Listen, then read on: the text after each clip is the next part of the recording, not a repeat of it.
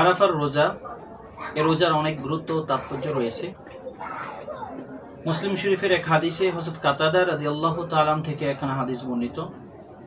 আল্লাহ নবী সাল্লাল্লাহু আলাইহি সাল্লাম বলে দিয়েছেন, সিয়ামু ইয়াউমি আরাফা আহতাসিবু আলাল্লাহি আইয়ুকাফিরা সানাতাল্লাতী ক্বাবলাহু ওয়াস সানাতাল্লাতী বা'দাহু। উক্ত হাদিসে আল্লাহ নবী সাল্লাল্লাহু আলাইহি সাল্লাম জানিয়ে দিয়েছেন, আরাফার রোজা দ্বারা আমি আল্লাহ রাব্বুল আলামিনের কাছে এই আশাবাদী যে তিনি বিগত এক বছরের গুনাহ ক্ষমা করে দিবেন এবং সম্মুখেরও এক বছরের গুনাহ আল্লাহ রাব্বুল আলামিন ক্ষমা করে দিবেন ইনশাআল্লাহ তাআলা। আরাফার রোজার অত্যন্ত গুরুত্ব অপরিসীম। বিগত এক বছরের গুনাহ, পরবর্তী এক বছরের গুনাহ আল্লাহ রাব্বুল আলামিন আরাফার রোজার উসিলাতে ক্ষমা করে দিবেন। তাহলে আমাদের প্রত্যেকের উচিত আরাফার রোজা রাখা। আল্লাহ তাআলা আমাদেরকে